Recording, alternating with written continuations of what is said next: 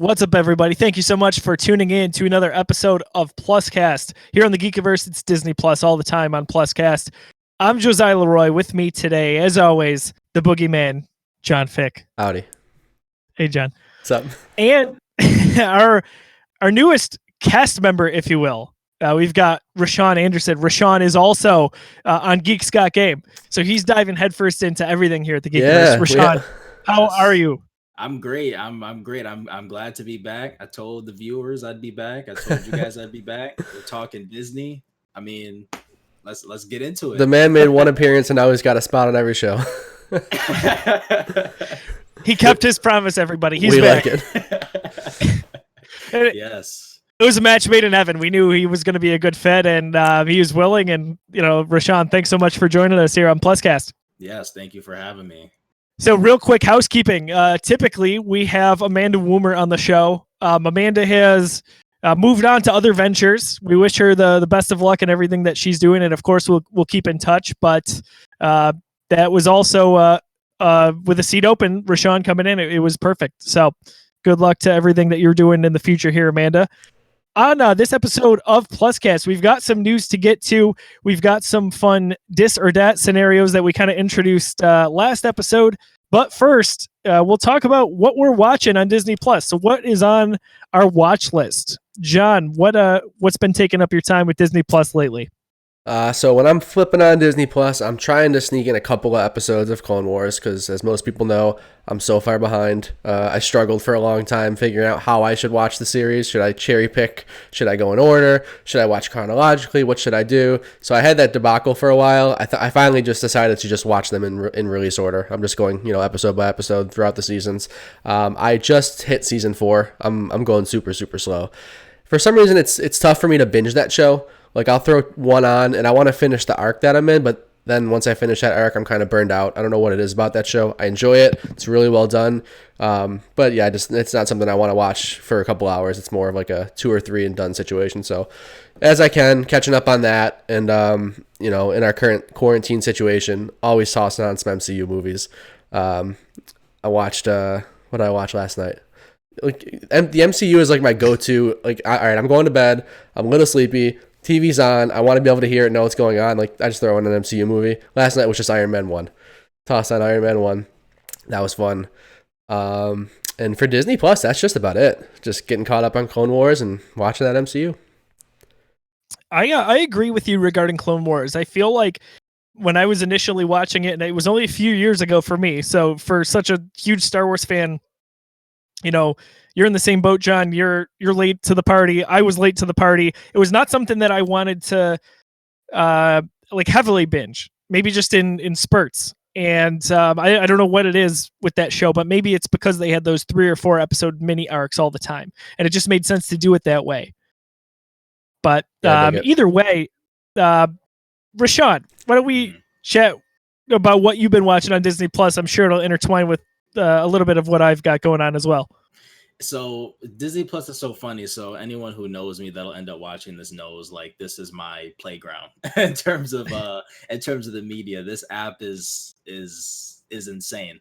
To the point where I made a joke when it first came out that you can add stuff to your literal watch list, and I joke that the entire app is my watch list. Like, I can't just put 5 things in the watch list. I want to watch everything. In terms of recently, though, if I'm being honest, I haven't been diving into too much recently. Obviously, the big thing is Clone Wars. We've all watched Mandalorian, of course. Rashaun, you and I are missing one thing, actually. Didn't we both recently watch Onward? I just remember that. Yep. Onward. I forgot about that. I watched Onward. I liked it. I thought it. I'm gonna go back real quick. I'm stealing the spotlight again. I forgot that was probably the biggest. Probably the biggest thing that I watched. Because I was gonna talk about it. So were you? Man, you're burying the lead there. I thought you would have started with that if you remembered it. I mean, that's kind of a big deal. Disney brought Onward to Disney Plus a lot sooner than they have with any of their other releases. Obviously, with this quarantine situation and people not getting to theaters, also the desire for content, it makes a lot of sense. But yeah, Onward was pretty fun. I know, Josiah, I saw your review, read through that. I wasn't with you fully on it blowing me away like it did you. I enjoyed it. I thought that the ending was a little, it ended a little flat for me. But Tom Holland, Chris Chris, what's his last name? Chris Pratt. Yep. All the Chris's in the MCU, man. They're all over the place. They did a great job. I was worried that I would just hear Spider-Man and Star-Lord, but they killed it. They were really cool in those roles. The animation was absolutely I think it was one of the best looking animated movies I've ever seen. Color wise, watching it in 4K at home, it's absolutely beautiful. Really cool movie. Back to you, Rashaun. Yeah, so when it comes to Onward, watch the day one when it came out. So that's interesting. So I actually, speaking of all this Disney stuff, right before all of the quarantine, I was actually in Disney for the first time for my birthday. So I was there, I think, literally the second to last day before they closed, because I was on the flight back, and then they're like, "Oh, we're closing everything." So Onward was released in theaters while I was on this trip. So something told me, even when I got back, before everything completely shut down, like movie theaters and whatnot, something told me don't go see it. And I'm like, I don't know why. But okay, I wasn't in a rush to see it. The trailers didn't really hook me. They weren't terrible trailers, but I mean, the job of a movie trailer is to get you to elevate your anticipation for that movie with each trailer. It didn't necessarily do that. It's Disney, so of course I'm going to watch it, Pixar, but it wasn't something that oh, this is a day one watch. So then it comes out that they're putting it on Disney Plus. I'm like, oh, this is the voice in my head that's been telling me not to watch the movie in theaters, at least to pay to watch it. But yeah, so Onward was really good. I was impressed only from the standpoint of I wasn't going into it thinking I'm watching the next Toy Story or whatnot. My mindset was kind of low in terms of the bar that I was setting. So I guess set my expectations low, and I was impressed by it. When it comes to I guess where it is in the the Pixar ranks, it definitely is not. I don't think it's going to be like your top 5, top 3 Pixar movies. It's not the next Toy Story or anything, but it is a solid entry by Pixar. I'm really impressed by it. Not many movies can get me emotionally. That one almost did. It almost got me. Yeah. Without getting into spoilers for viewers who haven't seen it, it almost got me with some of the beats that they decided to go. So I was extremely impressed. Tom Holland and Chris Pratt. I mean, that's even though the trailers didn't impress me, you throw those two names at me in a Disney movie, I'm there. Yeah, see, I think we were on the opposite end of the spectrum in terms of expectations and kind of our result from that. My expectations were pretty high. For me, I'm not a huge Disney fan, classical Disney, or even just even Pixar stuff. It really has to be specific and be right up my alley for me to be excited for it. And for whatever reason, Onward had me on board through the trailers. So having those two actors, the animation style looked awesome. I'm a sucker for the color blue, and everything seemed like it was just an awesome tint of blue. That just world looked so cool. Mm-hmm. So the world really got me. The animation style really got me, and the cast got me. So my expectations were a little higher, and I did come away a little less, impressed than you. I think it's just exact opposite of your situation. Mm. What's funny is I felt like I might have been in between you guys in terms of expectations. For whatever reason, it felt like it was relatively quiet leading up to the release. Maybe that's just my perception of things, but you had me at Chris Pratt and Tom Holland. You could have said nothing else and said these guys are doing voiceover in a movie and they're going to be brothers. I would have been there, just because I love the MCU and everything that really those guys do nowadays, it feels like.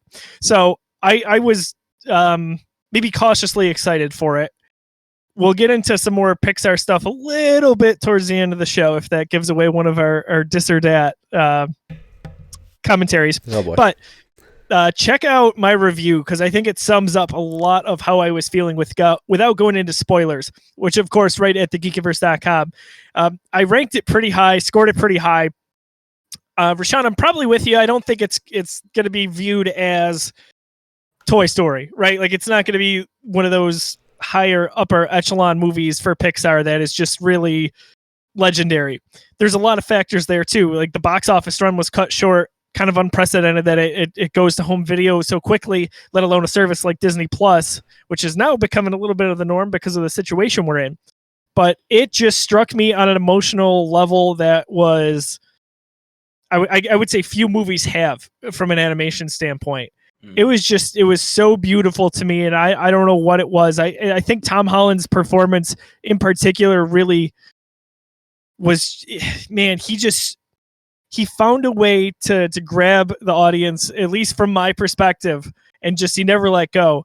Like he's that kind of that almost like wimpy kid, a little bit dorky. He's having troubles at school, talking to other kids, things like that. And I don't know, it really spoke to me. I really loved where they ended up going with it. There's a few movies I would rank higher than it when it comes to Pixar, but I probably also have it higher than most. The thing for me that impressed me as well, being able to see these actors in different situations like this, you don't get to see them behind the animated curtain, too much. We know them for Star-Lord. We know them for Spider-Man. Hopefully we'll get to know Tom Holland as Nathan Drake one day. So there's a lot of other roles and a lot of other opportunities that we get to see these guys in different scenarios. So seeing them being able to strictly just rely on their voice, not even mannerisms, not even action scenes or anything like that, being able to see these guys take that to the big screen, but in the animated realm, that's always something I like to see. And it really shows talent wise. I think we all know Chris Pratt is talented, but that tells us more about what we already thought we knew about Tom Holland. Yeah, that kid he's going places. Yeah, for sure. Also, as a Seinfeld fan, it was great to see Julia Louis-Dreyfus in there as the mom. So yes. Elaine from Seinfeld. The other thing that before we move on from Onward, unless you guys have anything else to say, is I love that Chris Pratt's character has the cassette tape in the movie, because that's Star-Lord, right? That's awesome mix. Like that's a little nod to that to me. Little stuff like that. It's pretty cool, yeah. I appreciate stuff like that. Rashaun, anything else that you're currently watching before John hijacked you with Onward? No, that was besides Onward. I think we're gonna end up talking about either now or later in the show, but Clone Wars, getting caught up on that. I know not everyone hasn't been on the Clone Wars bandwagon. I've been on Clone Wars since the beginning, so seeing Clone Wars get a final end season, like let's do this thing. That is something that's been intriguing. Every episode has been definitely something to watch for sure. So real quick, Onward and Clone Wars were the two things I wanted to talk about anyway, so this is perfect with you guys. But Clone Wars, I'd love to dive in just briefly into this current final season here. We're not going to go into spoiler territory, really. So if you're listening or watching, don't worry about it. But I got to say, so right now as of recording, we're 9 episodes in. And for better or worse, I can always find the positive in anything Star Wars. Like, hey, I'm a fanboy. I admit it. I can typically... John knows that, I love the prequels. The internet knows. You can watch those videos. There's evidence out there. He can find the positives in anything. These are things I didn't know. Anything. So, like huge Star Wars guy to a fault. With that being said, the first 8 episodes of this season, I felt like were like you could have just never aired them, and I would have been totally fine. There are some nice little stories. So we got 2 4-episode arcs. And I didn't feel like either of those were terribly relevant, and especially to where we're going. It felt very much to me like filler episodes, and I hate to say that. That's tough. Again, for a final season, it's tough to. I mean, I've heard other people share that sentiment as well. It's tough to have that in the final season. How many episodes are they going to be? 12. To be so there's 3 total arcs. This last one is going to be, and so far I think with this one episode, completely epic. Yeah. Like episode 9, the most previous episode, the first one in this final story, it might be my favorite Clone Wars episode ever. So to see that contrast between how much I like this episode and how much the first 8 kind of were a little bit boring to me, I think that says a lot. And I know Dave Filoni, he's the guy behind Clone Wars here. He was a little bit open about struggling to do this without George Lucas, because when they were doing this last, he was doing it with George Lucas. So to be thrust into this after Disney canceled it back in 2013, 2014 timeframe, that's tough. Yeah. That's really tough to pick up those pieces and go back to where you were. I don't know. I'd love to hear the viewers' reactions to this. Visit us on facebook.com/thegeekiverse. Give us your thoughts on Clone Wars right now, because I think I think more people than not will probably feel how I have. But Rashaun, Yep. what is your opinion on the first 8 episodes so far? Like, enjoying them, kind of mellow. Give me your take. The first 4 was very that storyline didn't really grab me too much. It was what the middle arc here, the last 4 before episode 9, the ones that center on Ahsoka, those ones got me a little more. I think only because I'm such a big Ahsoka fan, so anything Ahsoka, I'll watch. So I'll throw that out there. Oh, you got something? What we got? Right here. Is that a Hero Clicks? What is that thing? There you go. Disney Infinity. Got it. Yep, there you go. R.I.P. Yeah, Ahsoka's my girl. One of my favorite Star Wars characters. Her arc is just, when you factor everything in, her arc is incredible. But specifically with the first 4, those were tough. The only thing I guess that kept me going with the first 4 episodes, as cliche as this may be, the animation, just seeing the improvements that have been made. Obviously it's been 5-6 years, but just seeing that and just seeing all these characters in a new light in that regard was interesting. But besides that, story wise, that first part didn't catch me. I will admit, even though I am a bigger fan, I guess, of the Ahsoka content, it wasn't like it wasn't anything earth shattering. It's not like we learned anything that was super crazy. But to your point, what we're getting, it seems like for this last stretch here, hopefully the ending of the Clone Wars, it's going to be insane. I think they put all their eggs in these last 4 episodes, is what I'm thinking. Listen, I gotta say, Rashaun, this last episode, and so my wife Lauren's sitting next to me playing Animal Crossing on the Switch. I've got Clone Wars on the TV. There were so many times that like I cheered out loud or was like, "Oh my gosh," or "Oh, I can't believe they're talking about this," or "That's happening." Like, it is worth going through those first 8 episodes, which I considered relatively boring, to get to this point, because you're right. They really saved all their eggs for this final basket, if you will. I don't know. It's truly amazing. I'm thinking about just hopping in right at 9, just skipping the first 8 and going right for 9. You could. You absolutely could. Honestly. We'll see. Yeah. There's nothing you need from those first ones. They might as well be like director's commentaries. I would disagree slightly with the Ahsoka stuff. There's little things. You're right. In there that lead up to where she is in this most recent episode in terms of her thought process and her belief. I think that's what gives those episodes cadence. I can almost take nothing away from the first 4.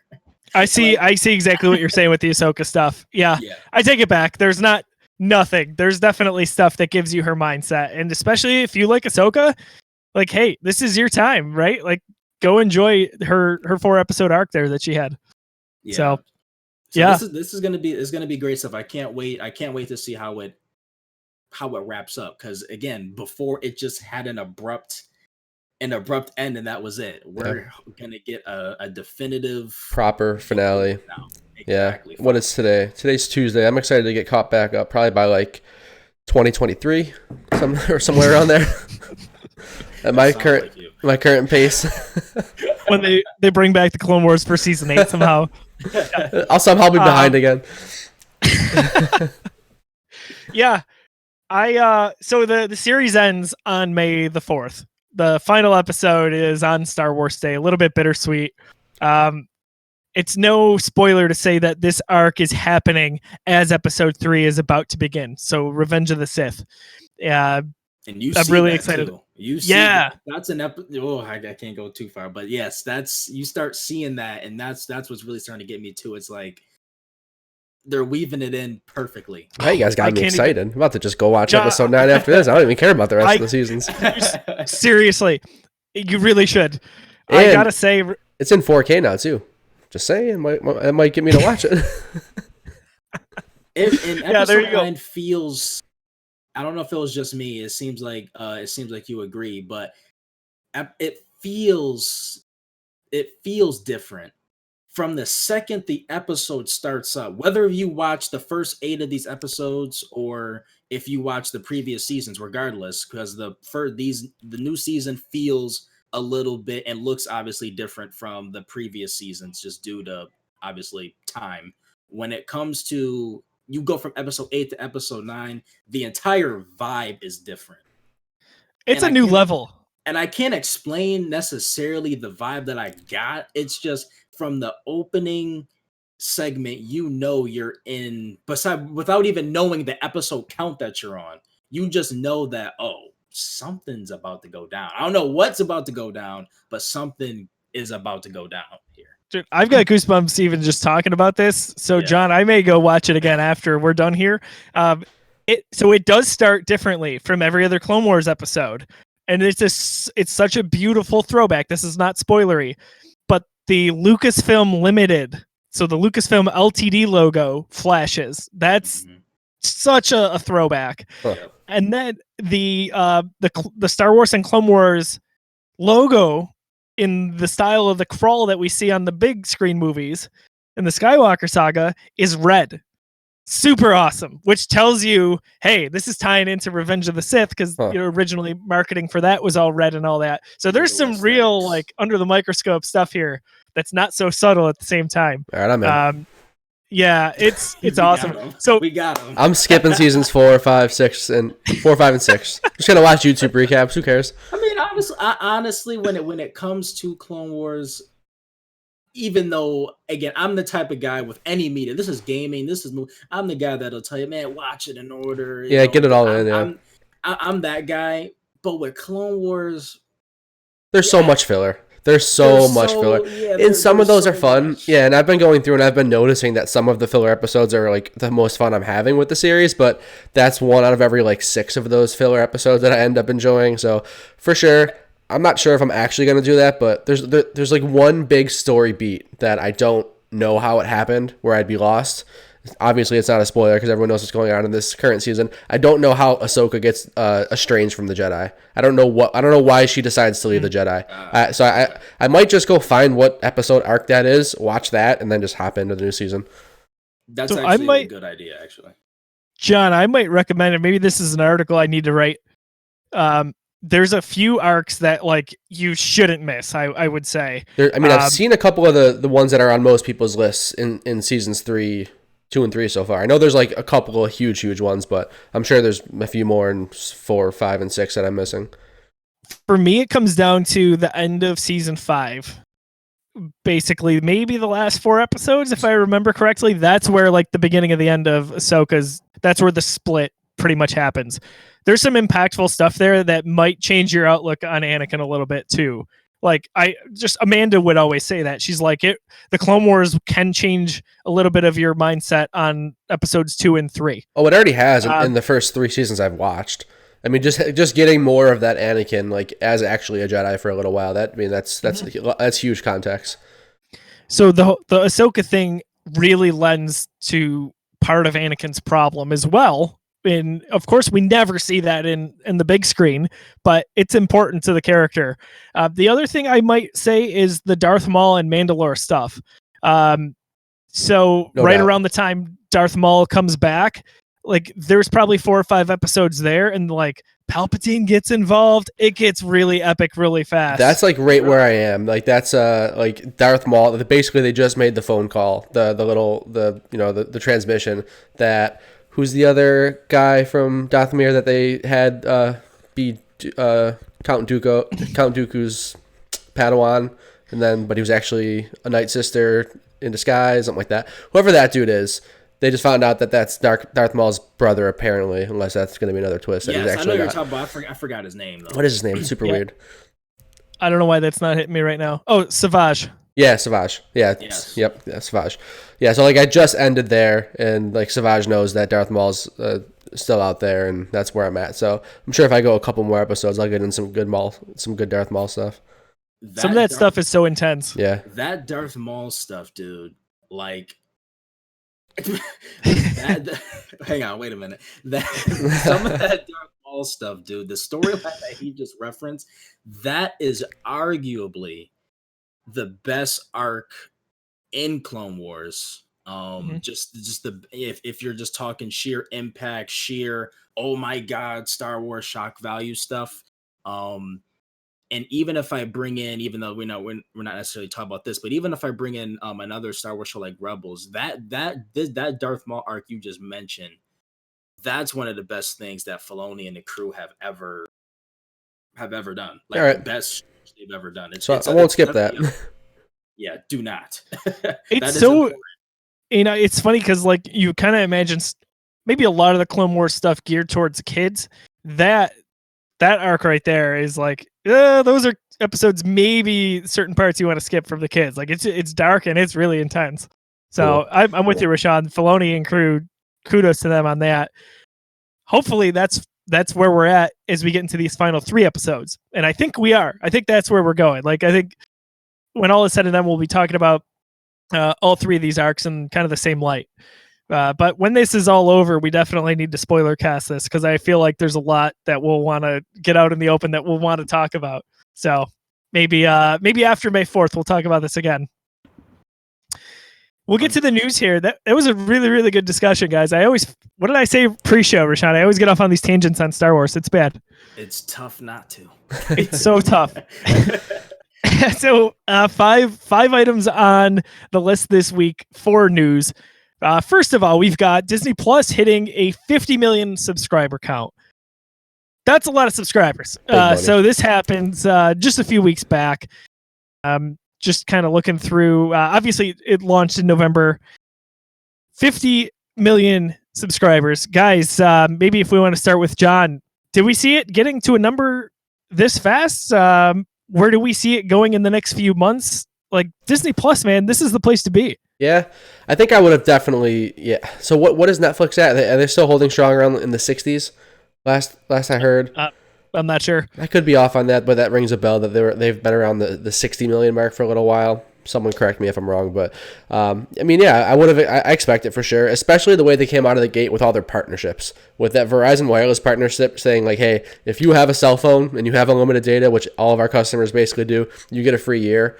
So I knew there was going to be just tons of inflated numbers from that.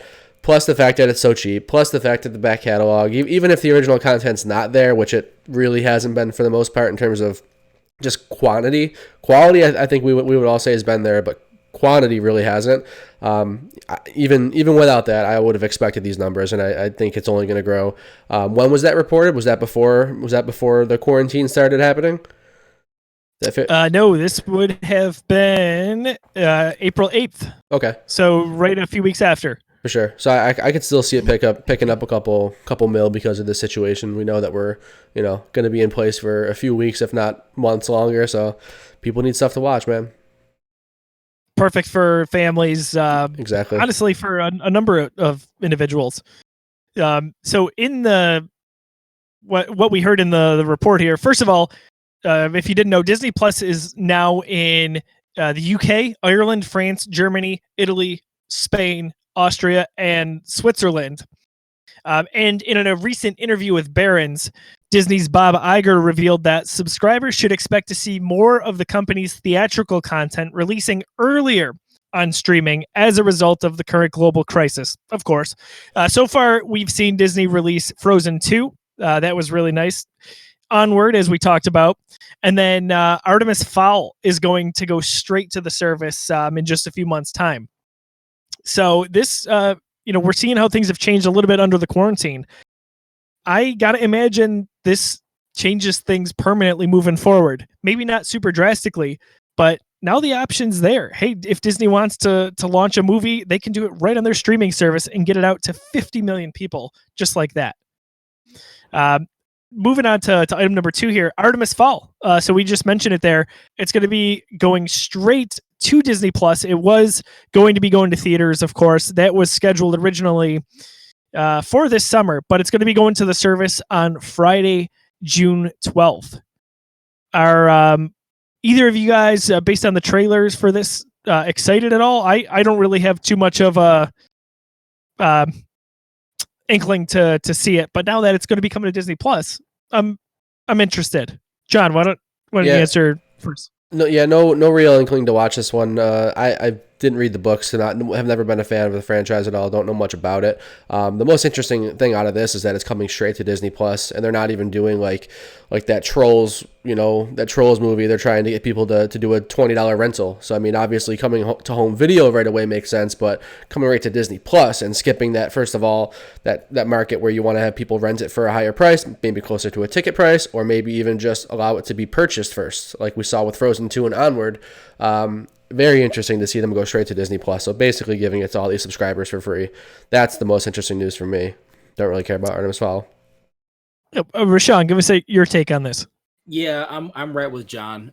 Not something I'm necessarily interested in, but the bigger picture is definitely the message here, to where they're willing to put something like this and just put it on the streaming service. Hey, give it a watch if you want. If not, due to the world situation, there's not much we can really do in that regard. And in a movie like this, maybe they can cut their losses with something like this. Yeah, I mean, it's not like we're getting Black Widow, right? Like this is right. Yeah. So here's the thing with all of that too, to where I see a lot of people talking about that. I would never expect Disney, Marvel, whatever branch of Disney, any of their big budgets. Onward was the only exception, because let's not forget that had a stint in theaters, and there was no way it was going to recover from that. The Black Widow situation, there was no way that I ever believed that Disney would ever put that on Disney Plus before theater. You would lose out on money that I can't even fathom how much money you would lose. Too much. From doing something like that movie wouldn't make its money back if it didn't have a theatrical run. I mean, you're not making money. You're not making that money up in Disney Plus subscribers. And even if you throw it out for a home video purchase or one of those rentals, like a couple other movies did, you're not going to make anywhere close to the money you would have at the box office. No, because you would spend $20 to rent it, or whatever it would be. 5 people would watch it versus charging 5 of those people for individual movie tickets. So Artemis Fowl, I think, based on what I can tell, again, not knowing much about the property, but just getting the vibe from the trailer and the kind of vibe that I'm getting from the movie, doesn't necessarily seem like something I think they would worry about losing hundreds of millions of dollars on. Not even close. I feel like this might also, I mean, it would do better financially, obviously, in theaters. But maybe this is a blessing in disguise for a movie like this, where at least I don't feel like there's a ton of hype around it, and there wasn't anyway. And what if, it goes straight to Disney Plus? A large percentage of the subscriber base that we just said is 50 million watch this movie now.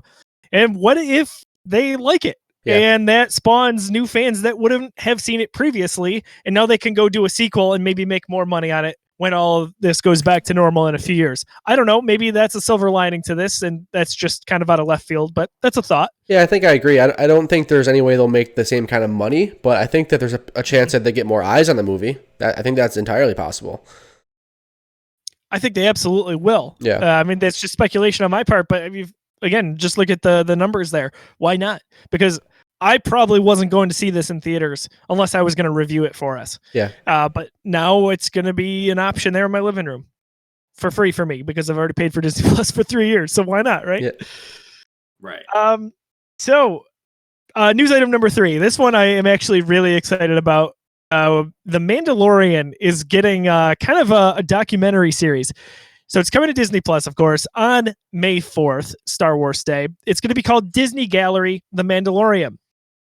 It's going to be an 8-episode series. They're going to start streaming it weekly, as they do with everything. And they're going to go behind the scenes with showrunner Jon Favreau and his team at Lucasfilm. I got to say, I'm probably in the minority in this day and age, but when it comes to a movie like Star Wars, I love seeing all the extras on it. I love watching the background stuff, whether it's the stunts or John Williams and his orchestra and how they're doing what they do, or maybe it's J.J. Abrams talking about a specific scene. I love that stuff when it comes to Star Wars. I can't get enough of it. So when it comes to this with The Mandalorian, which is a series that I think was done, it was executed very well, this has me pretty excited. So it's a nice holdover as well, as we go into the summer months, into what was supposed to be a nice release schedule going into the fall for Disney Plus with Marvel and The Mandalorian season 2 and so on and so forth.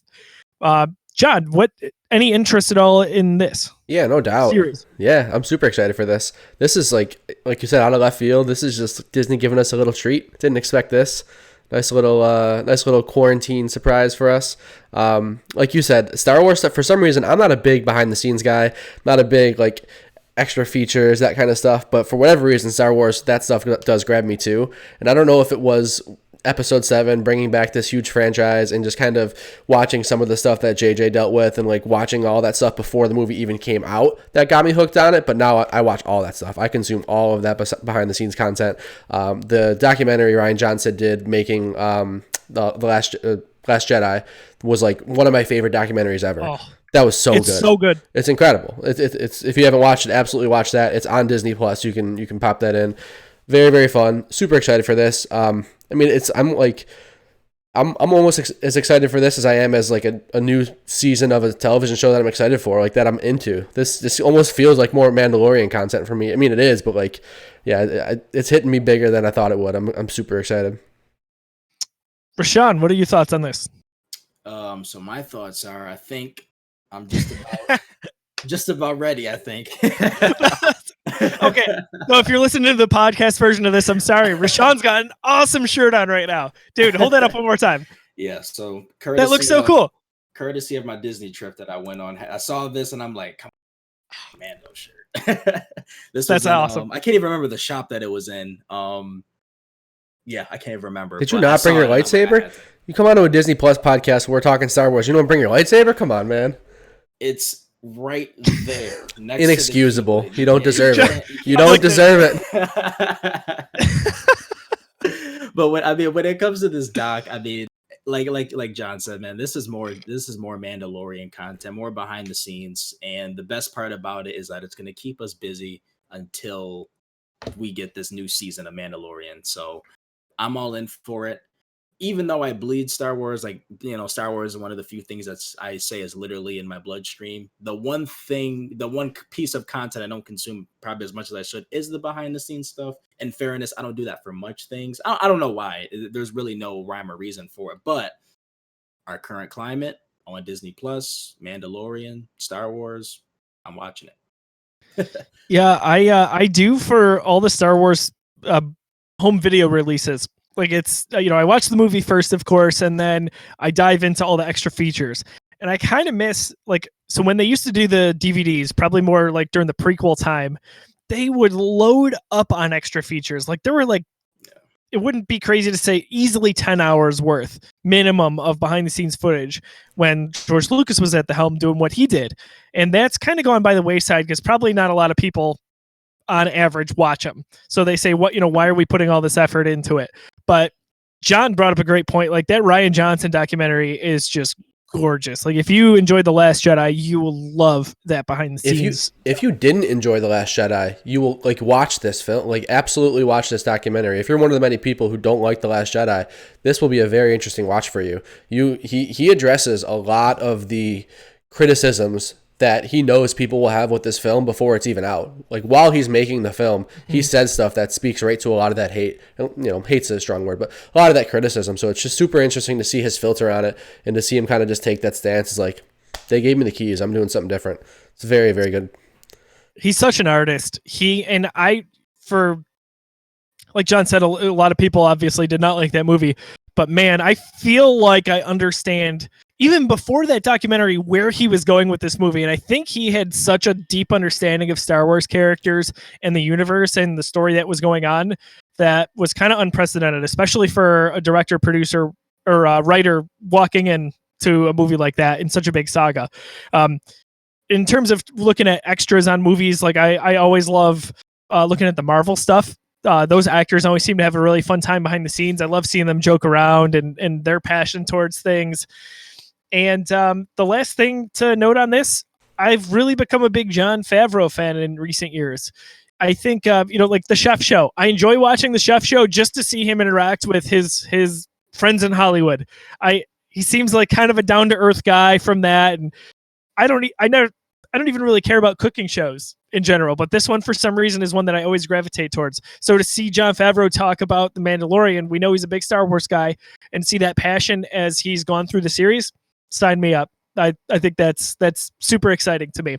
Yeah. Quick tangent or just a point. Did you guys see the alternate ending? Not alternate ending. The alternate take where, and this is an Avengers Endgame spoiler, so you've had your time.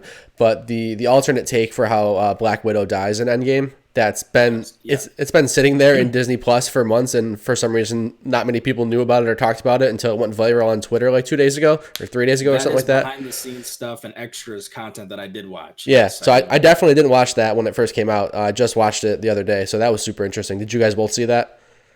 Yep. Yeah. So where is that? Like on Disney Plus? I think it's just an extra for Avengers. It's an extra scene. I think it's called a deleted scene or something like that. It's like legitimately called like Black Widow alternate take or something like that. It's in the extras of Endgame. If you go click Endgame, I saw it on Instagram. I was scrolling through and I was like, "What is this?" I was unaware of it before. Did you guys both watch it though? What did you guys think about it? Rashaun, you go first. Yeah. I still like the original. I still like the original ending. But when it comes to stuff like this, it's tough to always put it in perspective because then you remember what actually happened during the movie. But I think this was definitely. I see why it was shot. Some of these alternate endings and whatnot. Sometimes you question why it was shot.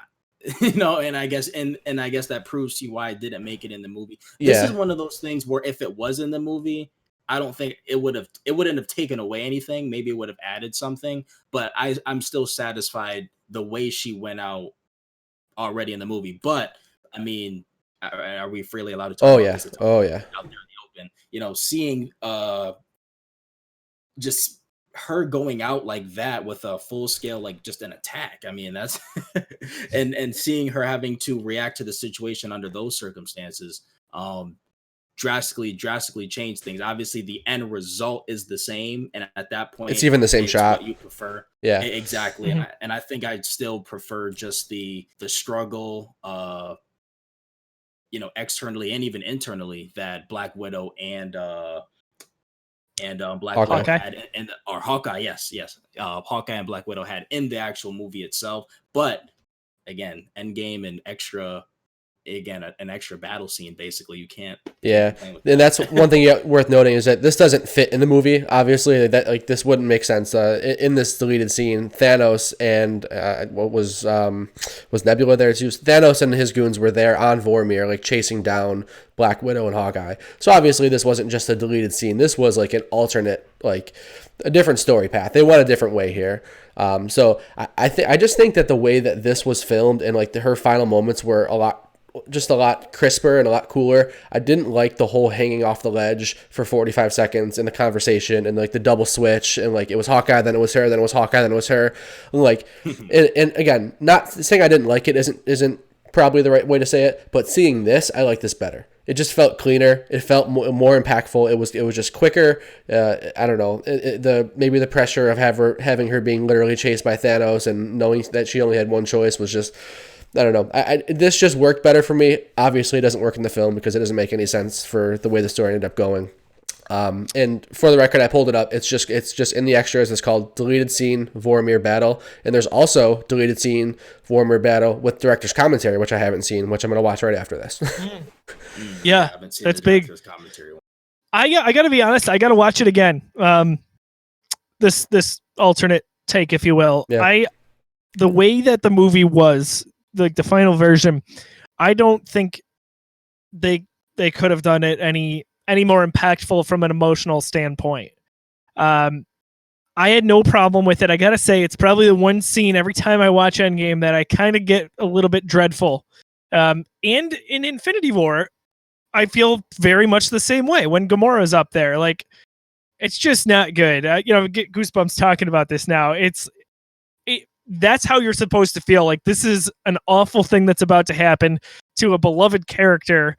And to see the selflessness between Black Widow and Hawkeye, that brother-sister relationship, I thought it was outstanding chemistry between the two. I didn't have issues with how it was shot, kind of going back and forth. But John, like I said, I gotta watch it again, especially with that commentary, because I'd love to hear that insight. Yeah, I'm excited for that. I'm gonna watch that legit right after this. I'm just leaving it on my iPad so I don't forget.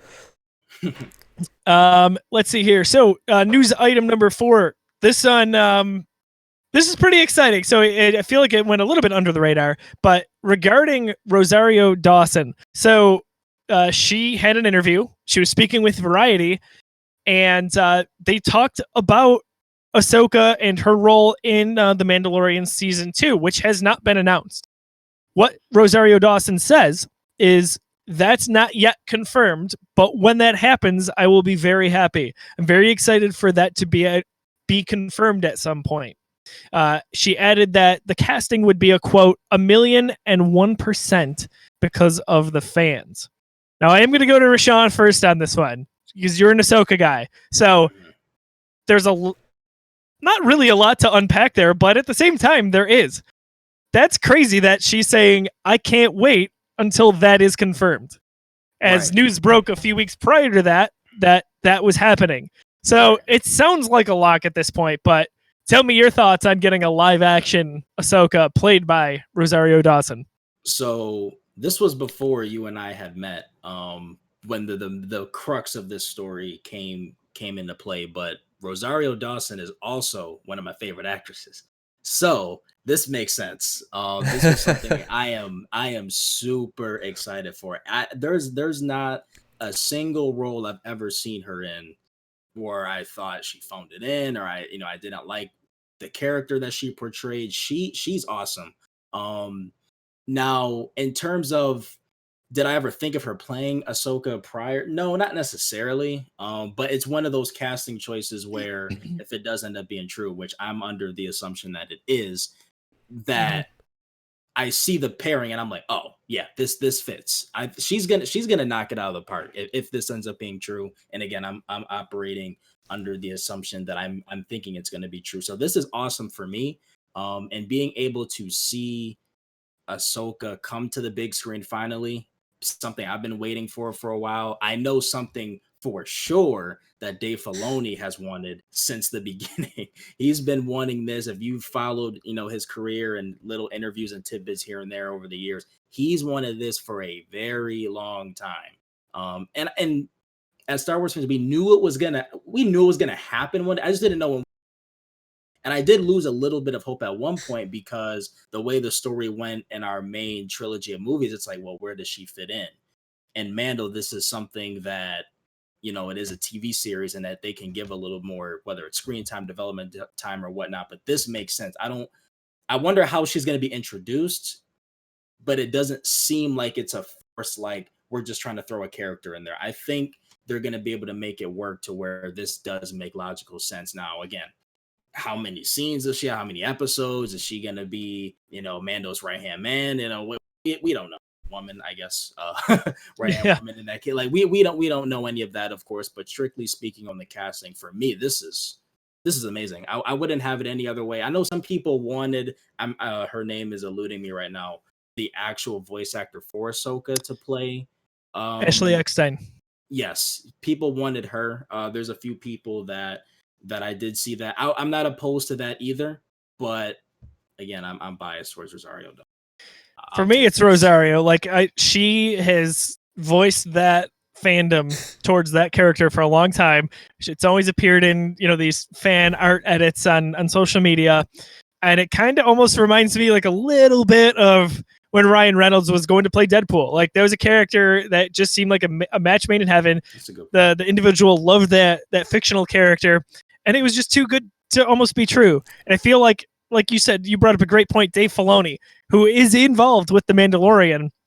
It makes perfect sense that she might appear. And where we saw The Mandalorian end with season 1, with that relic that we see at the very end, it would make sense to bring her into this story. Maybe she can, I don't know, maybe she joins the Mando crew. Maybe she teams up. Oh, who knows? She'd be in her mid-40s in terms of age. So it lines up perfectly in the timeline. John, What do you think about all of this speculation here? Yeah, so I mean, like you guys know, I'm just recently catching up on the Clone Wars, and I don't know Rosario Dawson from much. I've known of her. I think the only movie that I've actually seen her in is Clerks 2, which she was great in, but she wasn't winning an Oscar for Clerks 2, so it's not like she blew me away. But this is a theory or a fan casting that I've always been aware of. I mean, you can't. I've gone on Star Wars subreddits and stuff like that. I've seen this pairing mentioned for years and years and years. Before I even knew who Ahsoka was, I've seen those two names together. So, I mean, if that's real, it's just one of those, like you said, it's one of those match made in heavens and one of those fan castings that comes true. Awesome. And she looks like she fits the part. Like, again, don't know much about her acting. Like, I've only seen her maybe one film, but the look is there. Yeah, for sure.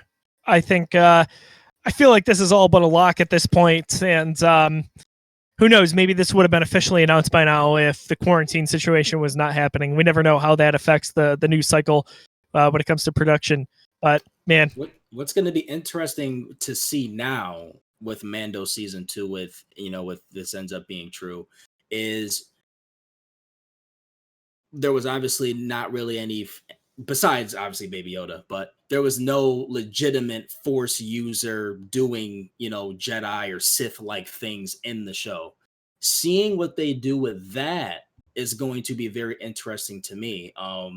Just because effects wise, I want to see what that looks like on the small screen, as they say. So that's going to be very interesting to see what that looks like, how far they pull it back, or how far they're going to let that go creatively. That's what I'm really interested to see, beyond the Rosario Dawson stuff, just from the fact that Ahsoka's in the show, or would be in the show. Seeing how that goes is going to be very interesting. When is season 2 supposed to? Isn't it supposed to be October when it comes back? That doesn't happen, right? Is there any chance that happens? I don't think so. I heard, I don't know if this is true or not. I thought they were done filming. So if they're just casting her, how's that true? Like, how's that make any sense? Well, it doesn't mean that she wasn't already cast in this. But what I'm saying is Gina Carano, all of her stuff was done. It doesn't mean the whole show was done filming. Got it. So they've wrapped some stuff. The rumor has it, or something like that. Okay, got it. Yes, like she posted a photo maybe a few weeks back of saying like, "Hey, season 2 was a blast." Like her stuff was done. Maybe she's only in an episode. I was gonna say maybe that's a spoiler, and she dies in the first scene of episode 1. Right. So, which I would hope they don't do. But that being said, like there's some thought out there that maybe this is done from a filming standpoint. Don't know. I would think not. But I don't know. That's all speculation. This was supposed to come out in October. We were going to see WandaVision and then something else that's escaping me right now, all within a few months, and none of that I would imagine is happening now. Falcon and Winter Soldier, right? Yeah. Yes. Probably not. But one of those was summer, right? Which one was summer? Was that Falcon and Winter Soldier? Falcon and Winter Soldier. Summer. That was August, I believe. August is yeah. Yep. Man. But so the timeline obviously has been shuffled a bit. But if that stuff was done, I mean, this is Disney Plus. There's no theatrical release. There's really no reason to push that stuff if it's just in like post production. I guess. Yeah. I mean, I wouldn't expect the stuff that was so far along to get pushed. I guess. It's all logistical, right? So like, if filming is physically done, production for the most part can still move forward. You'd assume so, right? She could all work remotely on that. Yeah, exactly. So some of that could remain on schedule. Disney did announce that the MCU films were all pushed back, obviously. So with Black Widow going to November and then everything that was following it proportionally pushed back, they don't have to do it with these series. They can keep things rolling, and it's almost like they didn't miss a beat, again, if it's done. So super exciting news there for a long time Clone Wars fans. Last news bit that we wanted to get to, just a bunch of releases that are coming to Disney Plus in the month of May. We're not going to go through all of them because there's a lot going on, but we will post a link in the article on the website at thegeekiverse.com for this podcast show. A few notables up front that were kind of headliners. We've got a few different iterations of Homeward Bound coming. We've got George of the Jungle, which I remember a little bit from watching as a kid. And then Pirates of the Caribbean on Stranger Tides, which is probably the one Pirates that I would say I never need to see again. but it is on its way to Disney Plus. Just real quick, I don't know if you guys browsed through the list. Was there anything notable at all to you? Nothing for me. Nothing too crazy. Nothing that, at least when it drops, that I'm gonna 100% watch right away. Yeah, I'm with you there, except for the stuff we already talked about.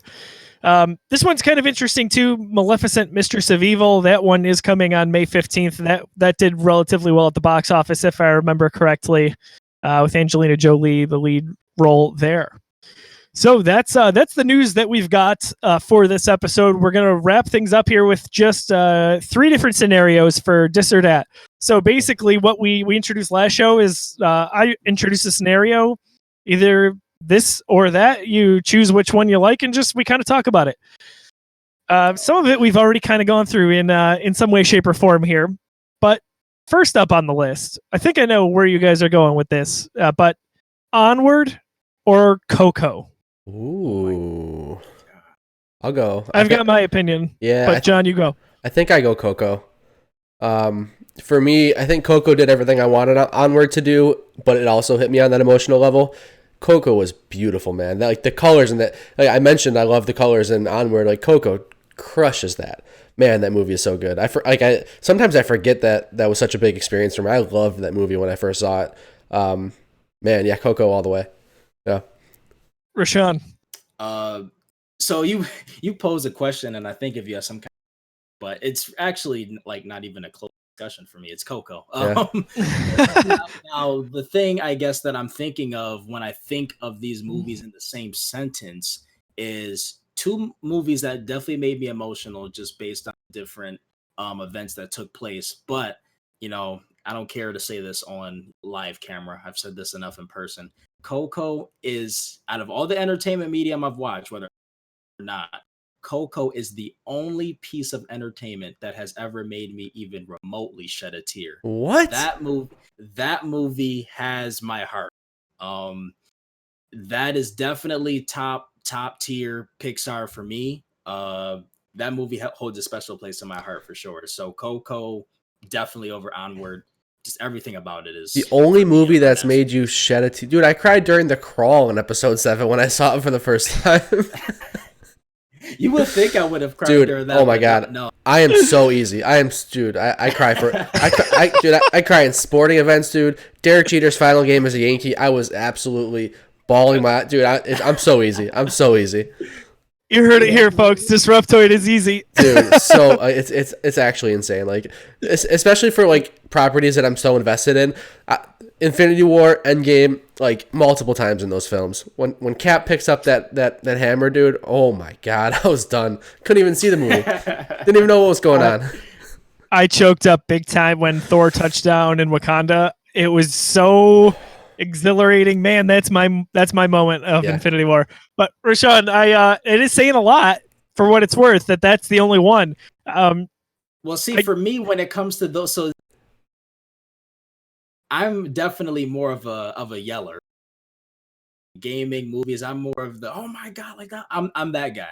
I'm not necessarily the sappy one. Well, when it comes to movies, at least, and other stuff maybe. But when it comes to the movies and entertainment, I'm generally not that guy. And I remember when those credits hit at Coco, I remember I was laying in bed. I didn't see it in the theaters. Actually, I'm so mad I didn't give that movie the time of day in the theaters. But when I eventually did watch it at the request of a couple friends, I'm just like, what did y'all do? Yeah. What did y'all do? What about you? What about you, Josiah? So we did see it in theaters. My wife and I teared up like there was no tomorrow. What's funny is we didn't know it at the time, but Lauren was pregnant with Daisy. Oh. So like we kind of looked back on it and it was funny and it was like, oh, Josiah, what was your excuse? But like legitimately we both like it just blubbering. So so emotionally beautiful on so many levels and tragic and so heartwarming in the end. It's the closest thing to perfect I think I've seen in an animated movie. So let me say this too. Well, obviously Coco over Onward, even though I think Onward, even being in the conversation, says a lot for me. But Coco was a little bit different on, it was a next level. Coco is my favorite Pixar movie. And there's a lot of really, really good options, obviously, throughout the years, but it is my favorite. It is special to me. I'm very happy that it's one of 4 movies in Daisy's rotation that she just has to have on at all times. Awesome. Because I love it. And there's something new I pick up every single time. And like John said, it's absolutely stunning. It's just, man, it's almost perfect. I can't even think of anything like that would make me not. I agree. Yeah. It's a masterpiece. Coco, we'll throw these on Twitter too, John. Oh, yeah. I know we were talking about making these Twitter polls, so we'll have to do that. Yeah. Number 2, this one's a little bit odd, but are you more excited for the Obi-Wan Kenobi series that we'll eventually get on Disney Plus with all the quarantine stuff, or The Mandalorian season 2? Ooh. I'm gonna take a second to think about it, because I think I had initial reaction and then I had to sit back for a second. I've got an answer, but if someone wants to go first, go right ahead. Yeah, I'll start this one. Definitely tough. I'm gonna take Mando though. 2 reasons. 1, Ahsoka. 2, I'm in terms of Star Wars, I'm to the point where, and again, I'm gonna watch Obi, yell and scream. I'm gonna do all that. But if I have to choose, I want the original story, completely original story. If the Obi-Wan series got canceled tomorrow, would I be upset? Oh, definitely. But at the end of the day, I know enough about the Obi-Wan character. I've seen his journey literally pretty much from almost start to finish. Where Mando and Ahsoka, mainly Ahsoka, of course, we don't know necessarily where her story finishes. You can assume, but we don't necessarily know that for sure. At least I don't know that for sure. The one thing that I'm not 100% sure on is if her story ever ended in any novel. If it did, I didn't read it, but to my knowledge, it didn't. It's always just been left out there. And with Mando, obviously, again, that's another new character that we're coming to really like and appreciate. Baby Yoda. Do I need to say any more? So I would take Mando for mainly those reasons. Ahsoka, Baby Yoda, and just of course new storyline. John, I would cancel Mando right now if I could have Obi-Wan tomorrow. Oh, see, I was hoping for the variation in takes here. Yeah. All right. I mean, yeah, absolutely, dude. I want that show so bad. Ewan McGregor is like, and this is gonna surprise you, but I love the prequels. I when we made those hindsight when we recorded those, I was being ridiculously critical because of how much you love those movies, and it was just so much fun to nitpick on those. Like, yeah, I do enjoy, like, and he is by far my favorite part of those movies. Ewan McGregor coming back for this role is just like a dream.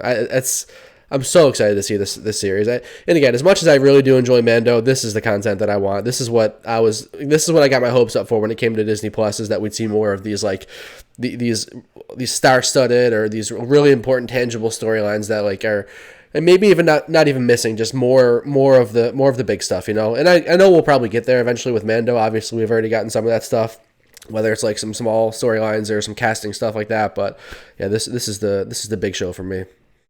Oh my gosh, I'm so happy. I have so much to dissect from what John said there, and that was the reaction I was hoping for. Finally, because like John and I agreed on all of the dis or dats from last episode, and finally we got one that was like contrast.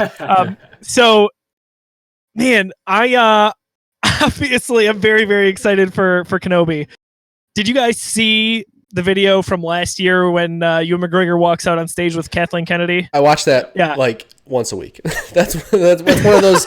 That's like one of those, like, The Last of Us Part 2 reveal, watching the crowd reaction like that. I watch those kind of videos all the time. I love that stuff, and that's one of those that's just in my rotation when I just need to feel excited or happy. I love that kind of stuff. It's maybe my favorite Star Wars reveal ever from a production standpoint. Sure. To have him walk out on stage, first of all, like, oh my gosh, come on. And then for him, the way he presented it, and he's like, everyone asks me all the time, and it's been so hard, and I have to kind of like make this face, and I have to lie about it. And he's like, ask me if I'm going to be playing Obi-Wan Kenobi. Do people realize he's been getting asked that question for the better part of a decade? Yeah. Yeah. It's so awesome. It's a lot. So it's our generation, right? Like, we grew up with the prequels for better or worse, and it's like a lot of the original generation getting back Mark Hamill, Carrie Fisher, right? Like we're getting him back, and that's super exciting for us. We're seeing him live on in that next iteration of Star Wars. So, despite all of my enthusiasm and passion towards that Kenobi project, I will say Mandalorian Season 2, if only because we've already seen Season 1 and seen how wonderful the content was. And I would assume with the same leadership group in place and most of the cast that it will at least remain at that quality level, if not better. I don't know enough about what will happen with Kenobi. I would like to think it's going to be a pretty quality series. There's some good leadership and good writing behind it, but I don't know that. So if you force me to pick right now, I'd choose Mandalorian Season 2, even though it would always be in the back of my mind that I never got to see Ewan McGregor play Obi-Wan Kenobi again. So, by the way, real quick, as we're talking, tangents and stuff, where do you want to see Kenobi take place? Like, what does your Kenobi series look like? For me, it's a little bit low key, like some of the earlier Mandalorian stuff.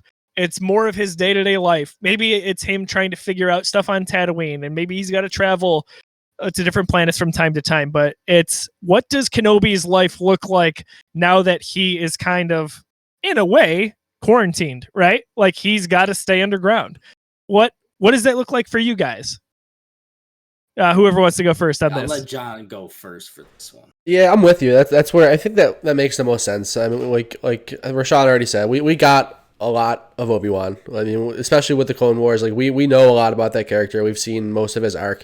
That's really the only thing we don't know is what did he do on Tatooine for all those years. So I think that makes the most sense. I don't really have a want. I want them to tell me what I want. It's one of those things where it's like, all right, Obi-Wan. Yes, I know almost everything about him. Tell me more. Do it how you want.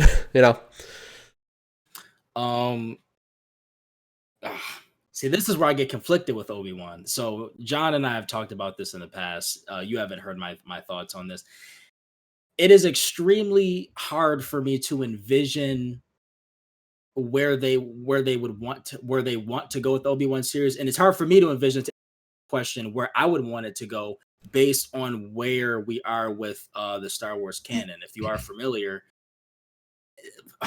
that's the one place that we don't know necessarily the most about Obi-Wan, is that specific things that we're talking about, the Tatooine stuff, the Herbert stuff, the quarantine stuff.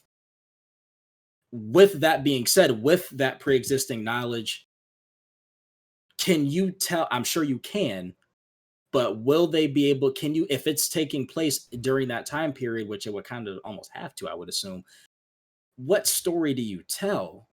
If you're familiar with Star Wars canon, your first thing would be like, oh man, you could finally have a confrontation. And it's like, yeah, but if you're following the canon and if you're following whatever Lucasfilm established, that conflict ended in Rebels. Of course, the other side to that argument is, technically, I guess you could retcon that, I guess. But then when you think about the storyboard, when you think about all that stuff that Lucasfilm purposely set in place when Disney got acquired by them, they're like, listen, we're following the strict formula. Everything's canon now. We're removing this old stuff. Everything moving forward is in not a cinematic universe like Marvel, but in a connected and interwoven universe. So it's tough. Do I want to see an Obi-Wan series with Ewan McGregor back? Of course I do. I want to see Ewan McGregor swing a lightsaber. But do I want to necessarily see this man just walking around the desert? No. I would assume there's some kind of creative thing I'm missing. That's why I'm not. That's why for Lucasfilm. But just when you think about the story points and when you think about where they could go, my mind is handicapped on where they could go. I'm sure there is some kind of story that they can't tell. I just don't know what that is without compromising what you've established in your connected universe that you've done, that you've worked so hard to create. Yeah, I don't know. I feel like we don't know a ton about it, and just about wherever they go with it, I'll be there. I'm excited. And again, even if this was Ewan McGregor just walking around again in the sand, talking to Jawas, I will be there on release day. Don't get it twisted. It's just it's just not the way I would prefer to see things. Now, if he's doing all of this low key stuff, but somehow they are able to weave in a really cool villain, if it is Maul, somehow it's somebody else, listen, like great. But just based on almost kind of the restrictions Lucasfilm put on themselves, I don't even want to call it restrictions, but in this case, it kind of is a restriction because based on what I'm seeing and what I know, you can't do too much. Yeah, there's only so much you can do. It's because we know we don't know the beginning, but we know most of his story and we know the end of his story. So you can't tell more of what Obi-Wan did after the fact because we know where it ends, and you can't really mess too much with that because it is what it is, and that's that's the core of Star Wars. That's the first movie. You're not messing around with anything too close to that, I wouldn't say. I don't know. They can get weird with it. They can do flashback stuff. They could have him living as a hermit on Tatooine and have like a specific situation he's in, and have him flash back to like specific missions he was on in the Clone Wars. And I mean, there's stuff that we didn't see even in the Clone Wars, like before that, like some of that stuff with who's the Duchess Satine. Yep. Mm-hmm. Like random one-off stories like that it might flash back to. Again, they can do a lot with it, I think. Yeah, true, and that's another thing I want to. And again, is obviously things we don't know, just speculation. But is this going to be kind of like a flashback type of series? Is this going to be a series where it starts in year 1 and we finish in year 15? I'm just making up numbers. Sure. To where it's a literal chronological story there. That's where I'm under the assumption of it's starting at the end of episode 3 and it's gonna go until within a reasonable distance until right before episode 4. That's my assumption. It could be anything else. Yeah. It could be something different. Something tells me they don't want to get too close to those movies. I don't know what it is, but I just don't think they want to like actually bookend any of those movies like they did with Rogue One. Something tells me they want to kind of just get in and tell these isolated stories that are just that obviously have their tangents, but have enough space from the way any of those stories started or finished. So I don't know if we'll get like right after episode 3 where he's just getting shipped off there and Luke's a baby and stuff like that. Like I don't think we see any semblance of Luke in this series, like physically, I don't think so. We have no idea. If I had a guess. Go ahead, Rashaun. Well, one last thing I will say regarding this that I just thought of, only because I just thought of Rebels and Jedi Fallen Order at the same time. If you can somehow give me an Obi-Wan series where he's cutting down Inquisitors, okay, Ooh. Now you got me. I just thought of that just now. So maybe I should work for Lucasfilm. if you give me that, we're on to something. Because the brilliant thing that they did with Inquisitors is that they are these lightsaber wielders, these Force users trained by Vader, but at the end of the day, they really truly hold a canon relevance like a Darth does? Not necessarily. They just make up ninth sister, fifth brother. You just they literally make them up as they go. Obviously, we know some like the Grand Inquisitor. If you play Jedi Fallen Order, Trilla, you get to see the importance of some of the Inquisitors, but there are definitely some Inquisitors where they could just make it up for the series and give us a new Inquisitor that we love, or just chuck Inquisitors at them. And again, we get to see Obi-Wan with a lightsaber again in 2020 or 2021, 2020, whatever. That's the one thing that I just thought of that it's like, it makes sense. Maybe him and Vader have some kind of interaction, whether it be physically or using the Force. Obviously with that's another thing you got to kind of be careful of based on episode 4. But give me Qui-Gon Ghost back. That'd be dope. Yep, that could work. Go ahead. Force Ghost Qui-Gon. Dude, you guys brought up so many awesome scenarios I never considered, because I always just assumed, hey, he's going to Tatooine, he's going to be, mulling over what happened. Yeah. But I mean, my God, the Qui-Gon stuff, Inquisitor stuff, they're super convenient to write into any of these series. Yeah, sign me up for all of it. I'd love to see it all. Heck yeah. Last this or that. So I've got a feeling I know where one of you stands on this, but with everything we're seeing with how releases are being impacted for movies, would you rather, moving forward, quarantine or no quarantine, see all movies come to a home release, whether it's Disney Plus or downloadable via different services, or theatrical releases? So I have a question. I need to clarify. If I answer, I want them all to come to home releases as an option. Is there still an option to go to the theater, or did you just kill all movie theaters? No, there's an option to go to a theater. Yeah, 100% give me digital day one. Sign me up. 100%. Absolutely. I would love the option for day one digital. I want to be able to choose. Let me choose, because there's so many movies that I go to the theater for just because like friends are going, or I do want to see it somewhat early, but I really don't feel like having the theater experience. I would really kind of prefer to see it on my OLED. Throwback to earlier in the conversation, Rashaun said he wishes he saw Coco on the big screen. I don't. I saw those colors on an OLED display. It looks so much better than a projector. Like, my home theater setup is great. Like, so there are certain scenarios where I would prefer to be at home and just be able to watch it whenever I want. I think that wins just because you have the option. Just because, you're not killing theaters. You're not forced to go to the theater, but if you really want that experience, you can. So I'm gonna go with yes. I would love the option to be able to watch them day one digital. Spoiler alert, John is the one that I knew where he was going with all of that. So I'm very open about that. I was thinking it was me, actually. Okay. I've talked about that on Twitter before. Yeah, that's a future, even before the whole COVID-19 situation. That's something that I've been pushing for. Like, give me the option for day one digital. Why not? I mean, I know why not. He has championed that for sure. Yeah. Give me. Rashaun, what would you want? Would you want the choice to see that at home on a day one? Well, if the question is, freedom of choice, I'm always gonna go that route. So I would go the route of being able to have the choice. What would you do though, given the choice? Let's say, for a specific movie, or just going for, the majority of the time. Yeah, I'd say majority of the time. I would probably end up doing at home. I love going to the movie theater. That experience, I think, if we end up getting robbed of that permanently because of this, that'll be something that rivals something like a movie rentals at Blockbuster type of thing that we all miss. I think that will, if not, it'll be probably worse. Way bigger than that. It'll be missed. That's something culturally that'll be a hole.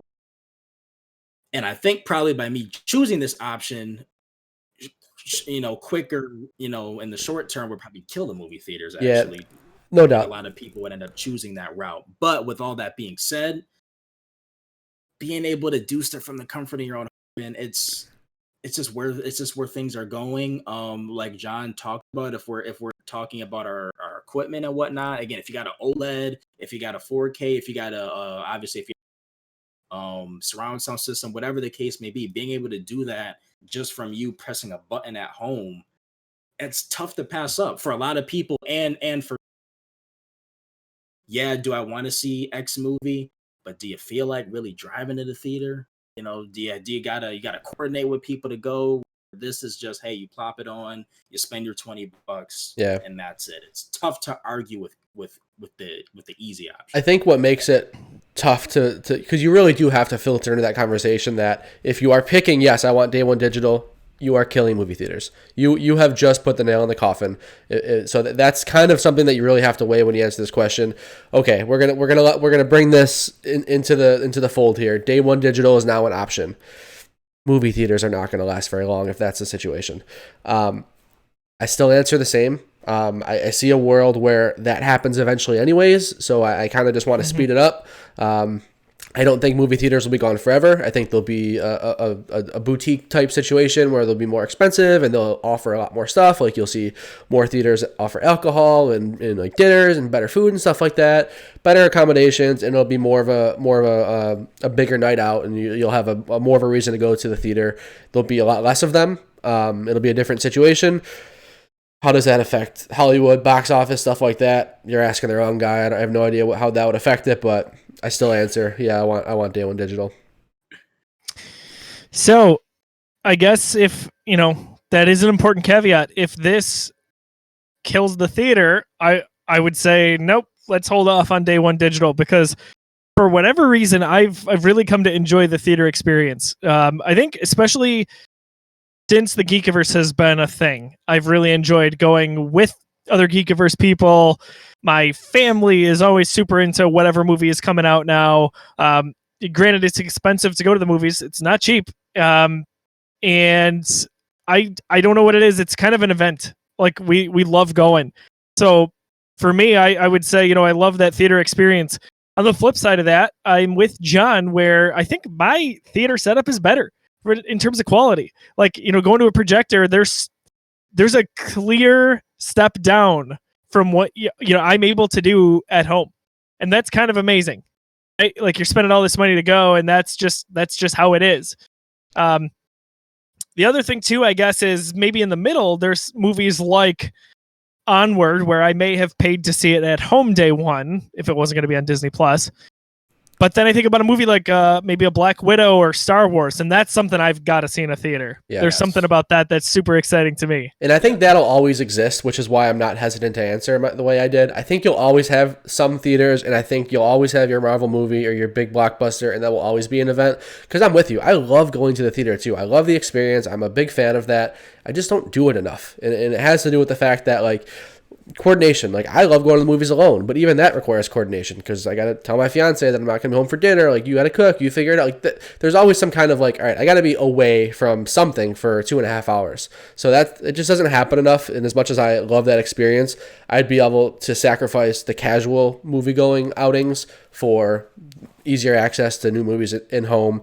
But I'm still confident that I'd get that experience for the blockbusters. Like, Yeah. No, that's a good point too. It takes time, even though you're watching a 2-hour movie, whether you're watching it at the theater or at home. You're right. You got to line up dinner. Maybe it's plans for your family. For us, I've got a 1.5-year-old at home. Either my wife is going to be with her, or if she's going to the movies now, we got to see if the in-laws can watch her. So there's always logistics there. But I thought it was an interesting discussion with all that's been going on with the COVID stuff, where we've been seeing, Frozen 2, for example, went to Disney Plus a lot faster than it would have normally. This is a more realistic question than you would otherwise think from first hearing it, based on what we're going through. Yeah, I think so too.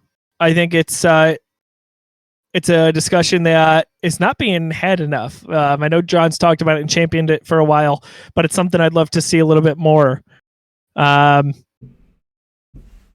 So I don't know if I'm disconnected again, John. I think we're going through that same Discord stuff. I see you. I saw a text message from you like 4 minutes ago, and then that was about the time I dropped off of Discord. So I'm like, oh, is it going to happen?